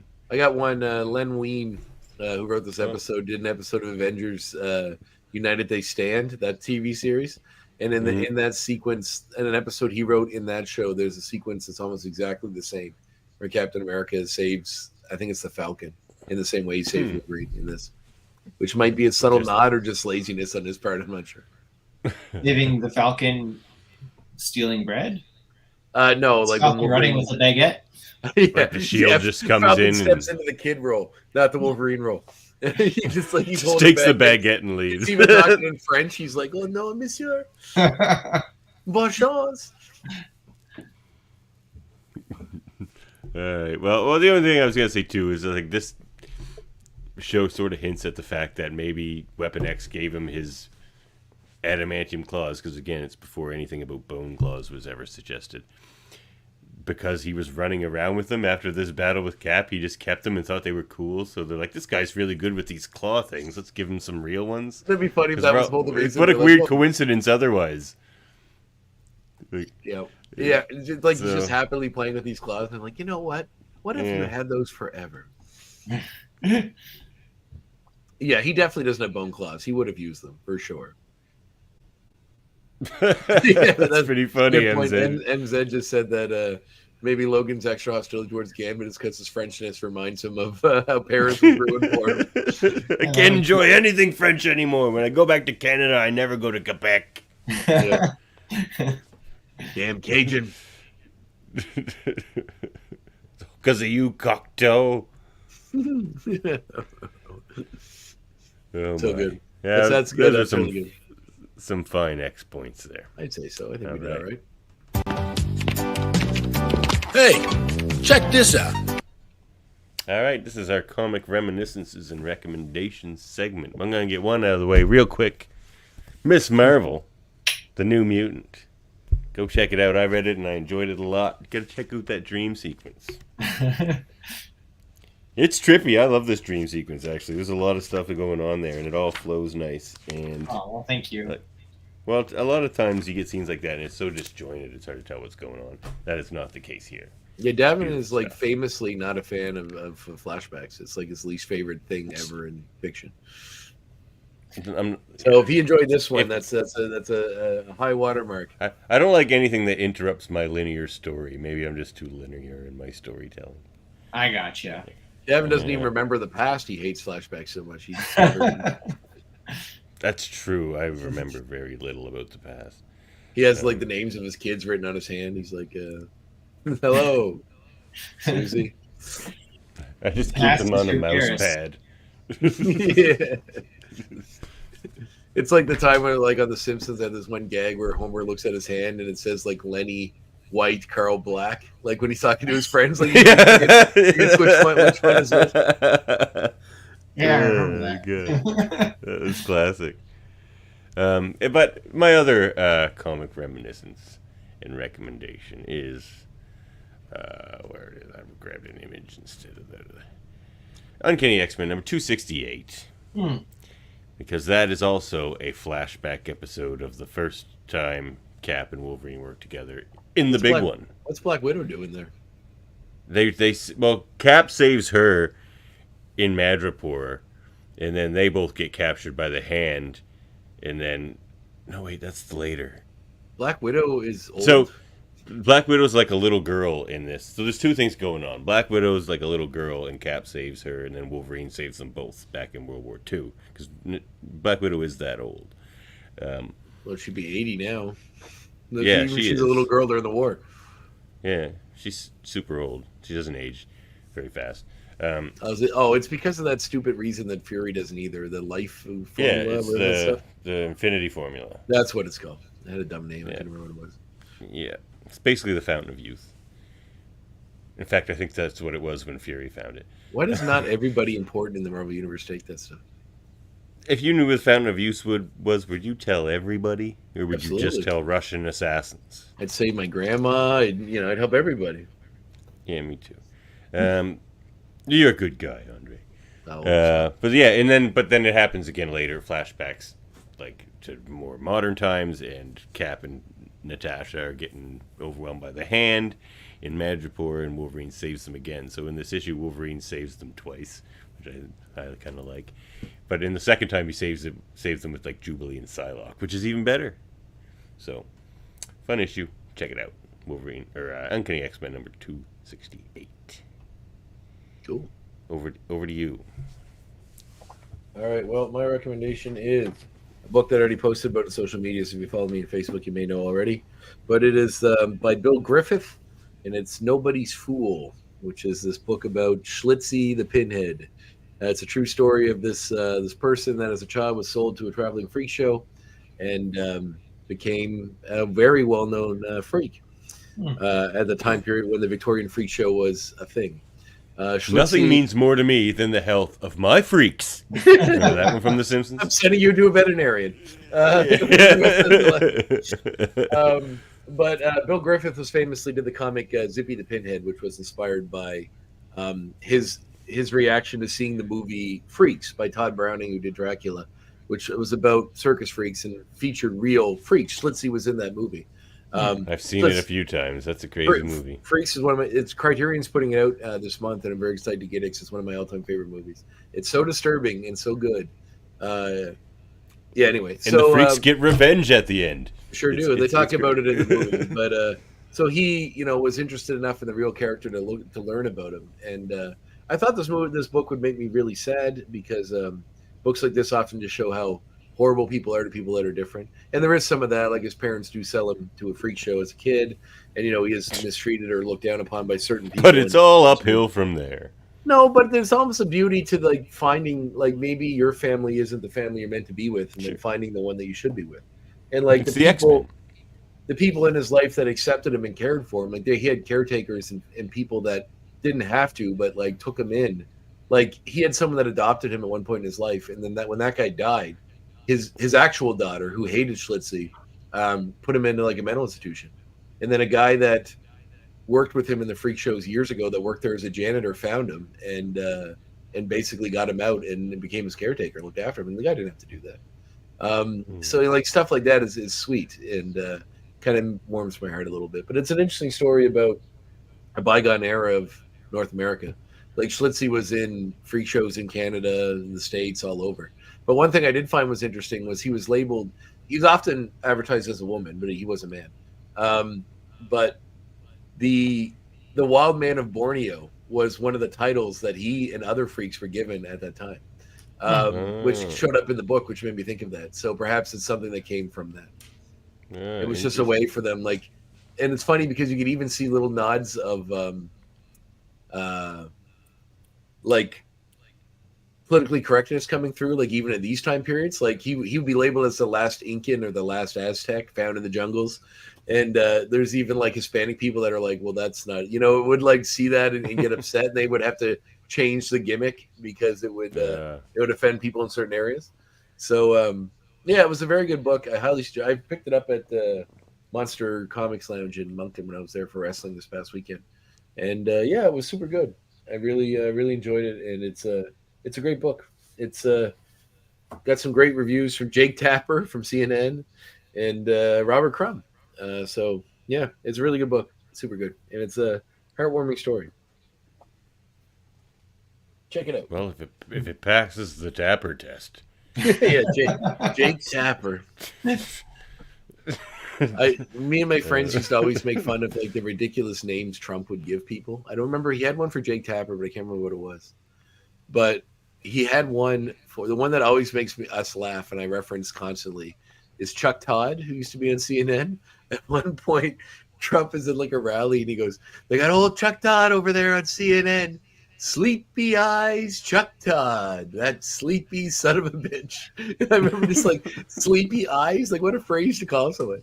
That sleepy eyed son of a bitch. It's one of those like sort of innocuous insults that would just gnaw on you over time. Yeah. Same with like, was it low energy Jeb? I thought that was one of the funniest ones. Like, what an odd thing to call someone, low energy Jeb. You got a comic recommendation for us? Well, you know what? When I was watching this, it made me think of the X-Men Wildcats crossover, Golden Age, written by Scott Lobdell and illustrated by Travis Charest. So Travis Charest, like it's he doesn't really draw interiors much these days, but his art is incredible. And it's a story very similar to what we saw in this episode. So it's a period story. It's Logan.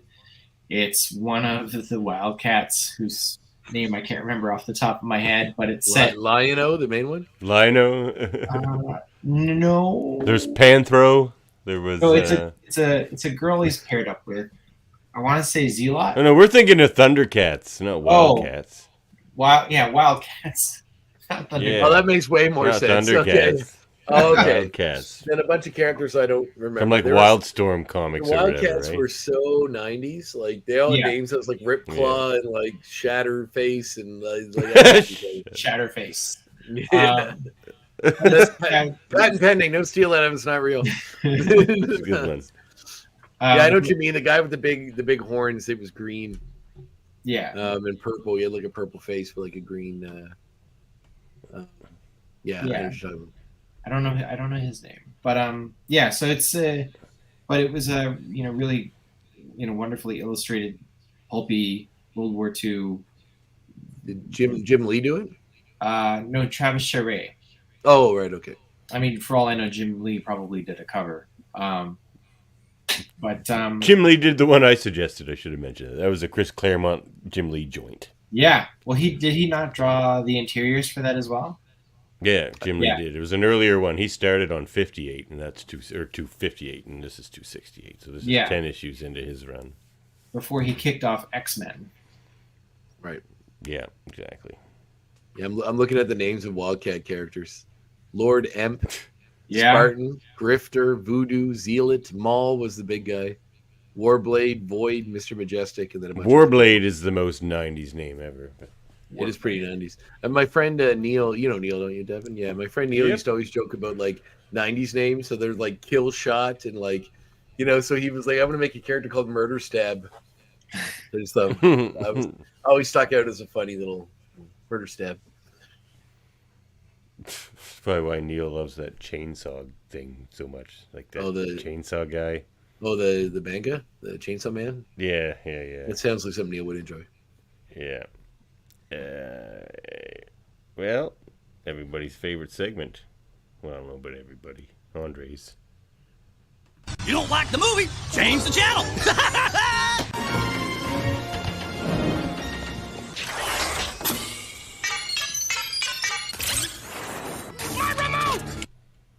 You did notice I changed your name there, eh, Andre? No, You what is sleepy-eyed son of a bitch. I am sleepy-eyed. Well, tonight I am anyway. All right, well, I picked mine purely for comedic purposes, but watching this episode made me think of this quite a bit, and it kept coming back around and back around. I was like, I'm just going to bring it out because why the hell not? My suggestion is the 1990 color classic from, I believe it was Roger Corman's studio. Uh-oh. Here we go. Captain America. Yay! I used to rent that from Hubble's Furniture Store. The furniture store rented movies. Yeah, they also rented movies. I used to rent all kinds of cool stuff there. So director Albert Pune, who you may also recognize from the Van Damme movie Cyborg, did this movie. It was the first, I think it was his first movie, starring Matt Salinger, who most people don't know is the son of J.D. Salinger. And I didn't know that. Featuring the Red Skull, who was Italian for some reason in this movie. I've never quite understood that. Very weird, very strange. Famous because of the fact that in the costume they couldn't get his ears to come through, so they just put rubber ears to represent his actual ears that are obviously not human ears on the side of the costume. I mean, it is very much a product of the 90s, and the way the shield looks when he throws it is just awful. Adam, how old are you, if I may ask, if that's not a sensitive subject? I'm 38. Oh, so we're all basically the same age. We're already similar in age. I had this dubbed on VHS. I watched it numerous times. I remember the Red Skull's thick Italian accent. Yeah, and his face kind of just looks like a dude who had was in a fire. It's not like a skull. It's just like it's a scary face. It is. For the rest of the movie, though, he just has bad plastic surgery. Yes, that's true. Yeah, he does. Yeah, they're supposed to fix him. There's a lot of things that stood out for me in that movie about being ridiculous. But there came a time in all of our lives for people roughly our age where there was a real vacuum of comic book stuff. Like now it's everywhere. It's multi-billion-dollar franchise. Disney's built on it. But when we were kids, you got the Christopher Reeves Superman movies, if you liked those, the Tim Burton Batman movies. And that was kind of it. And that was all DC stuff. For Marvel, there was very little. Yeah. The cartoons, the Spider-Man, the old Hulk, the Fantastic Four, those ones. If you had cable, you get your hands on them. There wasn't the internet, and there wasn't really a lot of DVD series of those. Just whatever you caught in reruns on YTV. But now you're forgetting the best one of all the old Marvel stuff, and it's very apropos to this episode because the Howling Commandos were in it. Oh yeah, I was going to say that too. But then you got this weird string of movies. You got this Nick Fury movie with David Hasselhoff. You got that Captain America movie. You got that very strange Doctor Strange movie with that's the worst of them all. That movie is almost unwatchable. That one actually, the same company that put this one out, Shout Studios, actually put out that movie as well. And I didn't bother buying it because I think you could only buy it from their website, which was an American site. So it was ridiculously expensive by the time I would have got it just to have it for the sake of having it. What? But there was the Dolph Lundgren Punisher movie. Yes. That's a good one though. I like that one. It had its moments. It wasn't. I wouldn't say overall it was fantastic. But then some made for TV Lou Gossett Jr. was good in it. Yeah, well, he's good in everything. I met him actually. He's a very nice man. Oh yeah. Yeah, I did a background on that show, Book of Negroes, and he was in it. Oh. Yep. So go watch. Go, if anything, just for if you're curious about what we had to enjoy as Marvel fans back in the day, this was pretty much it. Until Blade and then the X-Men movie, there wasn't a whole lot that was there for eager young fan to watch. No, I remember going to video stores and Blockbuster, and that's where Marvel things lived, really, because there was the stuff we already mentioned, but there was also the 70s Spider-Man television show that was on VHS available to rent. Some, Incredible Hulk TV movies where, he met Thor in one of them, met Daredevil in another. Yep. And they had John Rhys Davies playing the Kingpin. Yeah. Oh my God. But that, having nothing better, I actually enjoyed them quite a bit for what they were. As a kid, it's like I could see the difference between what I was watching and the comics that I'd read.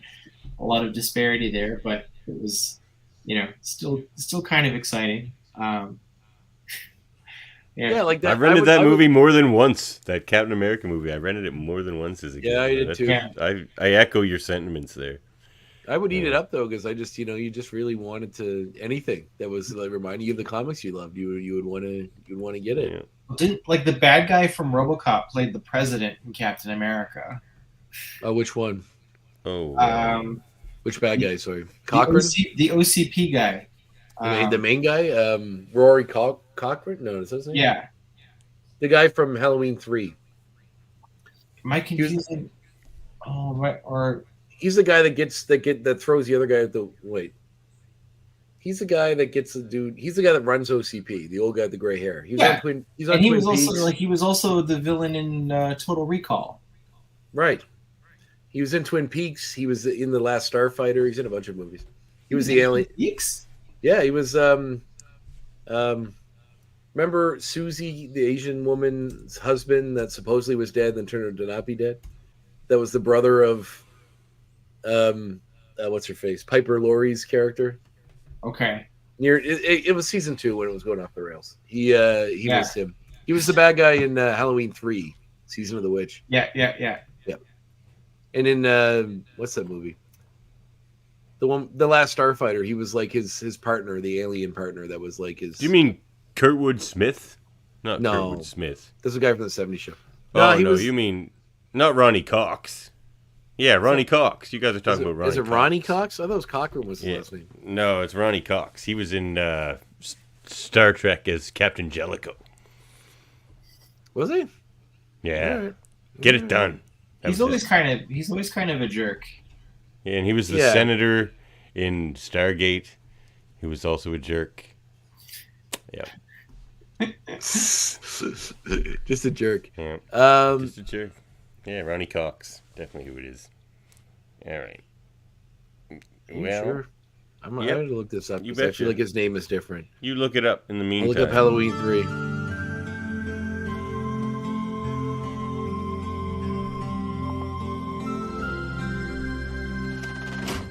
That's quite a garden you've got there.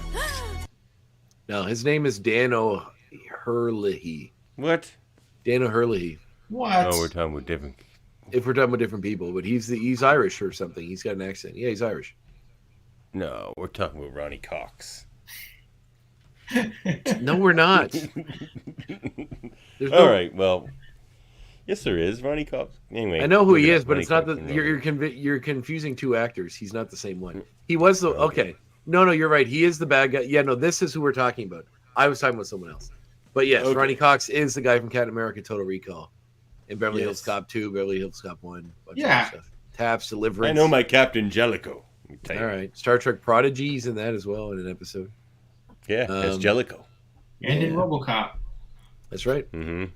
He is, but Dano, is he the guy that runs OCP? Okay, maybe I've had those two actors confused in my head forever. Anyway. All right, well, Cocoa and Gardening with Davan. Don't rush those fall cleanups, people. If you have to skip your fall cleanup altogether, those weathered sticks that were once stalks from your favorite perennial become homes for many creatures in the winter. And it's very important not to disturb also the ground. The things settle onto the ground. That becomes home for things to survive the winter. Fall cleanups, overrated. Skip it entirely or do as much or as little as possible. That's Cocoa and Gardening with Davan. Biodiversity. It's been a while since we did the Krakoan gardening. And to put a cap on this whole Daniel Hurley and Ronnie Cox thing, they're both in RoboCop. Daniel O'Herlihy is the old man, the chief executive OCP. The next one down is Ronnie Cox, Dick Jones, the senior president of OCP. Yeah. So they're both in, yeah. And then you got, what's his face, Miguel Ferreira and Kurtwood Smith under them. If I was a porn star, my name would be Dick Jones. It's a good name. Solid. I always thought mine would be Rumpelstiltskin. I thought that was a good name. Oh, that's awful. You would never great. get work. I think so. Well, I wouldn't get work for a lot of other reasons. Nothing to do with my name. Oh, really? Do tell. Well, I mean, I don't think I look like the average porn star. That's for sure. You're selling yourself short. Oh, thanks, buddy. Yeah. If I ever get into the business, I'll make sure to send you a link. Oh. Thank you.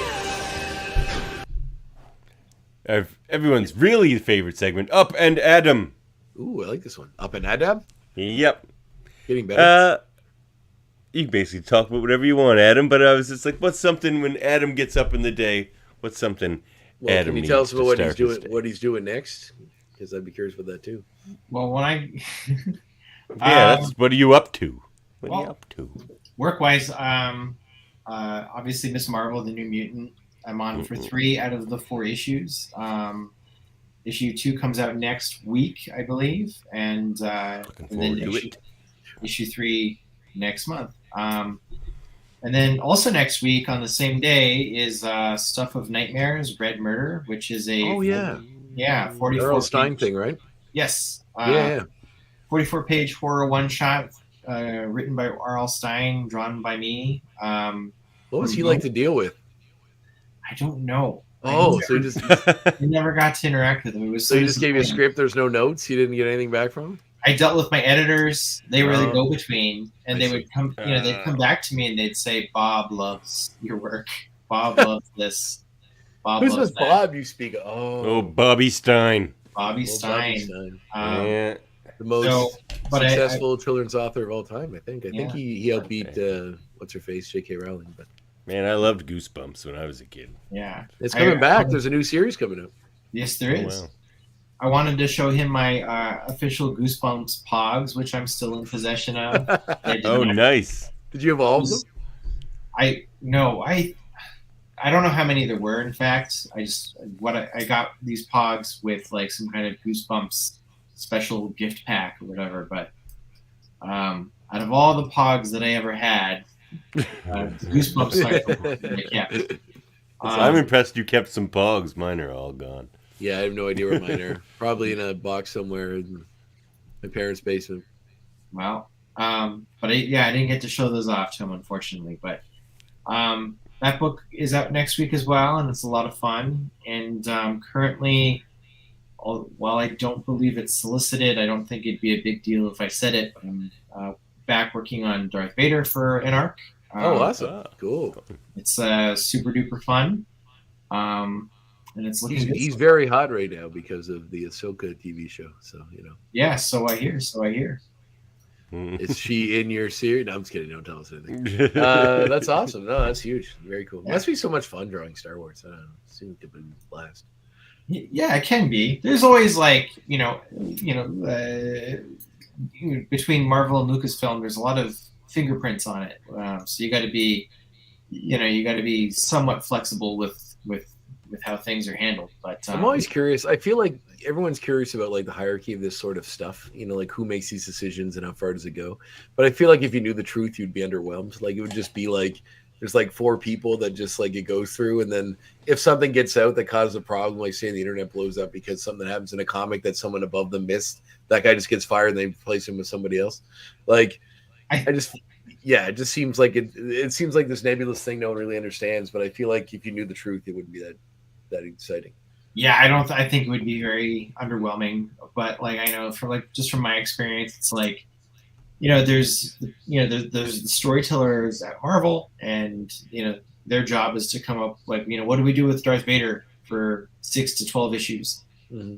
They pitch that story. Lucasfilm looks it over and goes, "We think this is fine," and then as soon as it contradicts anything in a movie or TV show, then it might get retconned in a future comic or something like that. But Yeah. like film will always take precedence over Of course, television. yeah. Television will always take precedence over. I feel like it'd be like film, books, comics, and then film like then TV stuff. Then TV, cartoons, yeah, maybe video games, and then you have. I do kind of really respect that they herald the Clone Wars show so highly that they incorporated so deeply into all the live action TV stuff they're doing. Like it's such a big part of, except for Boba Fett, I guess. Well, even that it references it, but because I guess what's his face in it, Cad Bane, the fact that all these things get played out in that, and everything cool. counts. They're using the whole cow.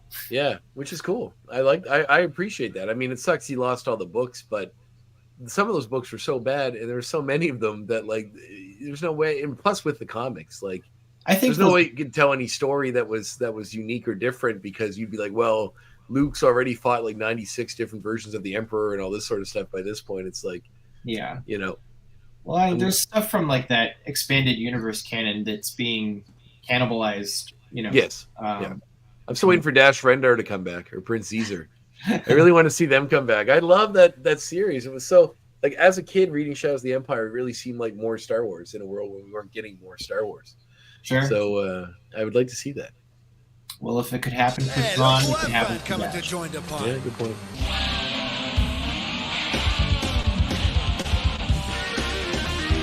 Glad y'all decided to join the party. Well, just to point out that a lot of people joined the party down in Minneapolis last weekend, where they had the Uncanny Experience, the first X-Men specific con. So we had Agent X Ryan Jablonski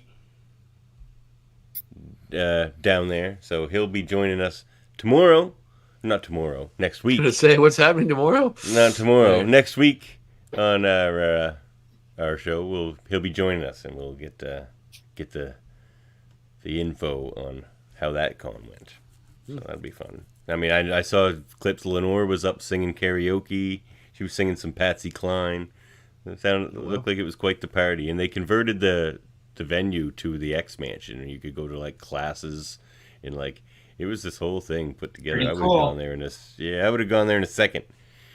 But alas, Minneapolis is far away and in a scary place. All right. America, is that the scary place? Yes. Okay. It's pretty scary. Yeah, that's fair enough. I'm not arguing with you. I watch enough news to know that's true. All right. Well, what's our homework for next week, Professor? Read some John Byrne comics. That's your homework. All I need now Alpha Flight is for you to contact anything. your student, That's all Professor. good.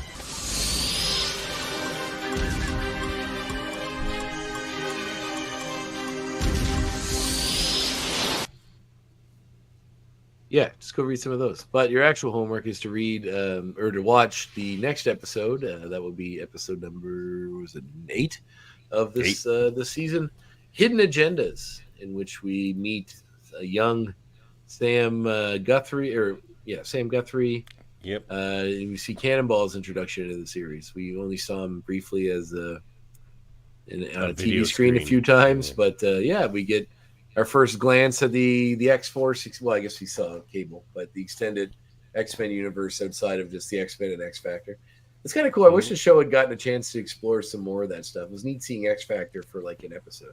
But it would have been cool seeing X-Force or, even I feel like Cable was around enough they could have had him form X-Force at some point. Yeah. I think that's something they can really do with 97, whereas it's all under the same banner now. Disney owns it all. There's no confusion of properties or anything like that. That would be cool. Also, I'm excited. They just announced, and I'm sure Davan, as a fan of this, you'll appreciate that. They're going to re-release Werewolf by Night in full color. Oh, yeah, I'm looking forward to it. The picture I saw of Werewolf by Night, he looks better in color than he did in black and white, and he looked great in black and white. Yeah, I really dug how they did that series. I really, really dug that. But I am excited to see it in a different way, and even see more of Man-Thing in his delightfully foresty greens. Oh, right. That'd be great too. And the Stone and Elsa. Yeah, Ted Salas. Ted Salas. Poor man Swamp Thing. Yeah. Well, you can support our show at patreon.com/X-Men Review Show. And if you do happen to do that, you can find yourself some sweet merch. You know, you can get the sweet merch, X-rated merch. You can get a This One's For You Morph t-shirt. Or perhaps you think Xavier was right. Or perhaps, like André, you think Magneto was right. Damn right he's right. Well, to be determined. Right. Listen, no revolution ever occurred peacefully. I wish. I 100% wish it did. I just don't try. I don't trust people enough to think that's possible. You can contact us at xmenreviewshow@gmail.com. Follow us on YouTube, Facebook, and Twitch, and find out our audio-only version wherever you get your podcasts. And, of course, please like, review, and subscribe. And follow. We get lots of follows, but we could use some more reviews. That'd be nice. That's right. Go follow Adam, too, and all his various... Yes, of course. Yeah, read anything you see the name Gorham on, buy it, read it, and then... Love it. Buy it again. Get tattoos of it on your skin. Has anybody ever sent you a picture of a tattoo they had of your art? Yeah. Really? And how did it look? Yeah. Honestly. Oh, it looked fine. What was it? I can't remember off the top of my head. Yeah, but it's happened, and bless them. If anyone gets this page as a tattoo, I will send you $50 via Interac e-transfer. That tattoo would probably cost you like $2,000. I'll pitch in with $50. Be pretty sweet. Mm-hmm. A pretty epic back piece, yeah. And you can find everyone in our glorious federation at ufpodcast.com, which we are a proud member of. Quick rundown. We've got Hold Up a Movie podcast. André just helped us finish off season 1. Season 2 will be coming up soon with space movies is our first one. And Dave Mater will be joining us for that episode, but he also runs Super Mater Brothers. They are brothers, where they review reality shows. And we also do Mary Mater Marvel Society over there, where we review the MCU stuff as it comes out. Davan, did you find a way to do Event Horizon in the space episode? No. What? You're not doing Event Horizon yet? Come on. No, it was going to be one of my multiverse picks. It's not a multiverse movie. It's I know, they movie. opened up a gate to hell. That's could be a different dimension. You don't know. It's a good space movie. It is a good space movie. But I know it's good, and that's not the point of our What space movies are you doing? I picked Outland starring Sean Connery. That's a really good choice, actually. I fully support it. It was the first movie I ever bought on DVD. It's so good. It's a space western. It's great. Yeah, and of course, cousin Dave picked Apollo 13. Yeah, he's supposed or as I call it, an American astronaut. Very nice. And what did Chris pick? Ad Astra. Well, that's a good one. Brad Pitt movie or something? Yeah, and it actually is a good movie. But I feel like thematically, no, I guess not. I guess that's actually probably the best mix of movies you guys have picked so far for the series. As far as thematically, Andre's always complaining about our pick. Well, no, sometimes they pick movies that are really off the like not like very tangentially close to whatever the theme is.